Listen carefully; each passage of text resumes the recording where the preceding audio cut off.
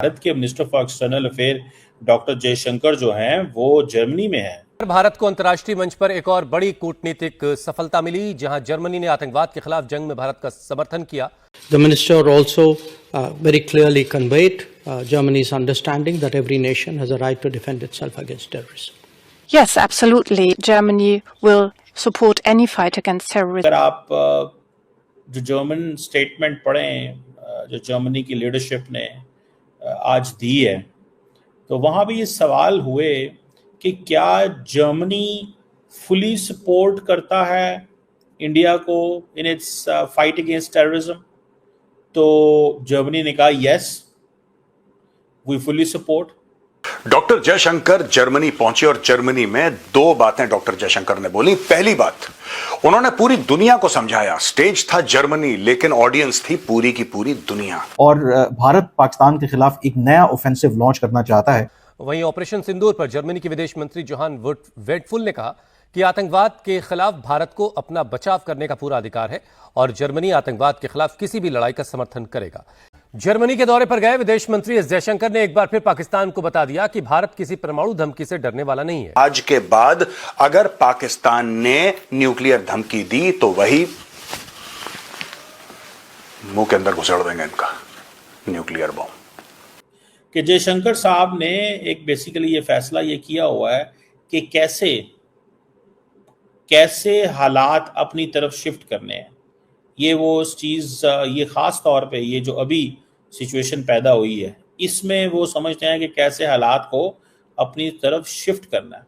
नमस्कार, ब्रेकिंग राज न्यूज में आपका स्वागत है। दोस्तों, आज आतंकवाद पर भारत की बहुत बड़ी जीत और पाकिस्तान को बहुत बड़ी हार मिली है। यही नहीं, इसको लेकर जर्मनी ने अपनी ओर से भारत का समर्थन कर बड़ा ऐलान भी किया है। जी हाँ दोस्तों, ऑपरेशन सिंदूर के बाद पाकिस्तान को दुनिया भर में बेनकाब करने के लिए भारत के बब्बर शेर जयशंकर जर्मनी के दौरे पर हैं और वहां उन्होंने भारत के आतंकवाद और आतंकी फैक्ट्री चलाने वाले नापाक पाकिस्तान को लेकर बात की। तो जर्मनी ने भारत की आतंकवाद विरोधी चाणक्य विदेश नीति का समर्थन ही नहीं किया, बल्कि खुद को भी आतंकवाद के खिलाफ खड़ा बताया। जर्मनी मानवता के कलंकी देशों के खिलाफ ही नहीं, हर जंग में भारत के साथ है। दोस्तों, जैसे ही भारत और जर्मनी के संवाद की खबर विश्व पटल पर आई तो पूरा पाकिस्तान चीखने और चिल्लाने लगा है, क्योंकि अब ये इशू सिर्फ इंडिया और पाकिस्तान के बीच का इशू नहीं रहा। 2025 की 4 दिन की war between two countries India और पाकिस्तान, ये इशू अब फैलकर बहुत दूर जा चुका है और दुनिया इसके ऊपर बात कर रही है कि ये दोनों कंट्रीज एक दूसरे के साथ क्या करने वाले हैं। भारत के minister for external affair doctor Jaishankar जो हैं वो जर्मनी में हैं और जर्मनी में उन्होंने टॉप लीडरशिप से मुलाकातें की हैं। लगता ये है कि इंडिया जो है वो ग्लोबल स्टेज पे दोबारा सामने आ रहा है और बताना चाह रहा है कि किस तरह इंडिया पहले जो डोमिनेंट था वो इस कॉन्फ्लिक्ट के बाद still it wants to be dominant. एक तो ये बात है।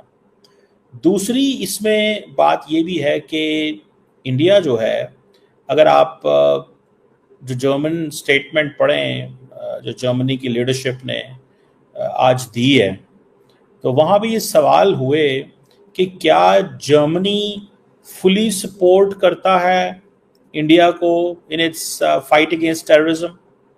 तो जर्मनी ने कहा yes, we fully support. But the question is, जब जर्मनी पाकिस्तान के साथ खड़ा होगा तो वो कहेगा कि we support Pakistan's fight against terrorism as well। समझ रहे हैं बात? सो जर्मनी जब पाकिस्तान के साथ खड़ा होगा तो पाकिस्तान के साथ बात करेगा, जब इंडिया के साथ खड़ा होगा तो इंडिया की बात करेगा। इंडिया समझता है कि नहीं, हमें हमारे साथ ये हैं, हमारे साथ ही इनको रहना चाहिए। That is what they think, that is what they understand. So that is one thing. The other thing is कि जयशंकर साहब ने एक बेसिकली ये फैसला ये किया हुआ है कि कैसे हालात अपनी तरफ शिफ्ट करने हैं। ये वो चीज़, ये ख़ास तौर पे ये जो अभी सिचुएशन पैदा हुई है, इसमें वो समझते हैं कि कैसे हालात को अपनी तरफ शिफ्ट करना है।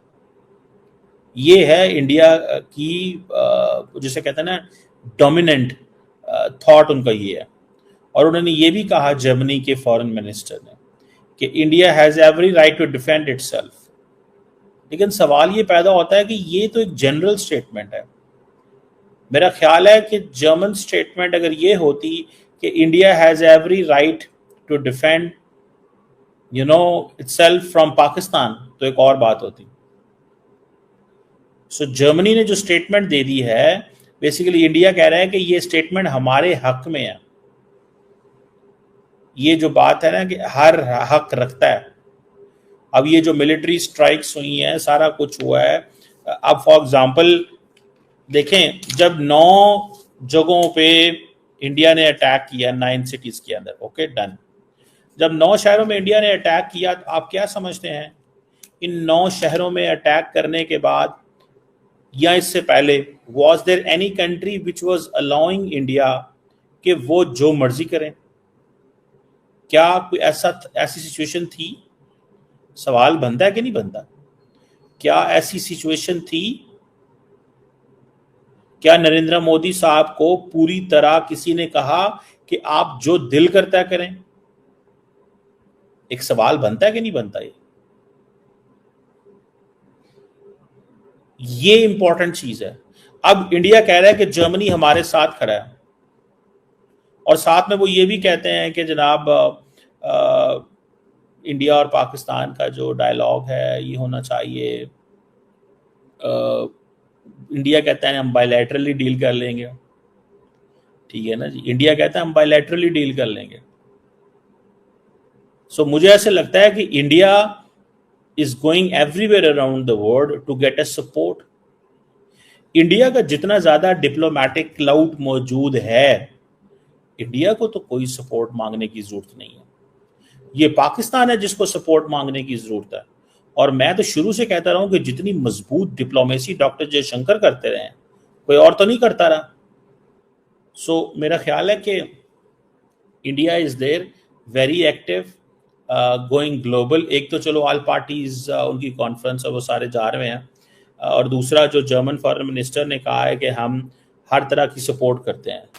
और यह बोला कि भारत अब न्यूक्लियर ब्लैकमेल के सामने नहीं झुकेगा। पाकिस्तान जो मर्जी चाहे कर ले। पाकिस्तान ये कहता है ना कि अगर तुमने ये करा, अगर तुमने जवाबी कार्रवाई करी, तो हम nuclear attack, atom bomb pav pav kilo के होंगे तुम्हारे पास होंगे। तुम्हें जो करना है तुम करो, हमें जो करना है हम करेंगे। आज के बाद अगर पाकिस्तान ने न्यूक्लियर धमकी दी तो वही मुंह के अंदर घुसेड़ देंगे इनका न्यूक्लियर बॉम्ब, ठीक है। अब ये नहीं बोला डॉक्टर जयशंकर ने, लेकिन 2 टूक शब्दों में डॉक्टर जयशंकर ने बोल दिया कि वो दिन चले गए जब हम कहते थे नहीं यार पाकिस्तान के पास न्यूक्लियर वेपन है। दोस्तों आपको पता है 26/11 में क्या हुआ? 26/11 में हम लोगों ने रिस्पांस इसलिए नहीं दिया क्योंकि हमें लगा कि पाकिस्तान के पास तो न्यूक्लियर वेपन्स हैं। पार्लियामेंट पर अटैक हुआ, अक्षरधाम मंदिर पर अटैक हुआ, नहीं पाकिस्तान के पास न्यूक्लियर वेपन्स हैं। 1999 में कारगिल पे पाकिस्तान चढ़ दौड़ा, एक ट्रीटी का वायलेशन करके। शिमला मुआहदे में, शिमला अग्रीमेंट में साफ तौर से लिखा है कि सर्दियों में नीचे चले जाएंगे फौजी और वापस गर्मियों में डीजीएमओ लेवल पे फोन पे बात करके ऊपर आ जाएंगे। पाकिस्तान ने 1999 में करार तोड़ा। भारत ने जवाबी कार्रवाई करी, बहुत मारा पाकिस्तानियों को, लेकिन भारत ने लाइन ऑफ कंट्रोल पार नहीं करी। भारत ने बोला नहीं कोई बात नहीं, लाइन ऑफ कंट्रोल पार नहीं करेंगे। क्यों? क्योंकि पाकिस्तान के पास न्यूक्लियर है।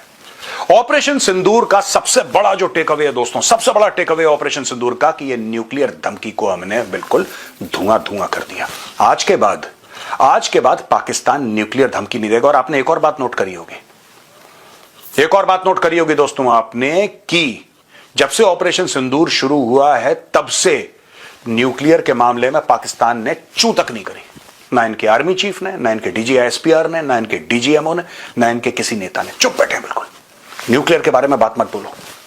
तुमने मुंह खोला, भारत ने एक और ब्रह्मोस डाला तुम्हारे मुंह के अंदर, और भारत ने यह बात 2 टूक शब्दों में पूरी दुनिया को बता। अगर किसी को डाउट है दोस्तों तो प्रधानमंत्री मोदी जी का बयान देख सकता है। मोदी जी ने बोला था अगर बात होगी तो पाकिस्तान ऑक्युपाइड कश्मीर के ऊपर होगी, अगर कोई बात होगी तो आतंकवाद के ऊपर होगी। इसके अलावा we are not interested in talking to Pakistan. तो दोस्तों आपने देखा कि कैसे भारत का प्रतिनिधिमंडल दुनिया भर के देशों में जा जाकर पाकिस्तान की नापाक हरकतों और आतंकी चेहरे को बेनकाब कर रहा है।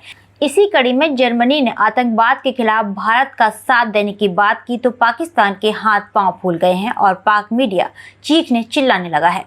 तो दोस्तों, इस पूरी खबर पर आपका क्या कहना है हमें कमेंट बॉक्स में जरूर बताएं। खबर अच्छी लगी तो लाइक और शेयर करना ना भूलें। ऐसे ही तमाम खबरों से जुड़े रहने के लिए आप देखते रहें ब्रेकिंग राज न्यूज।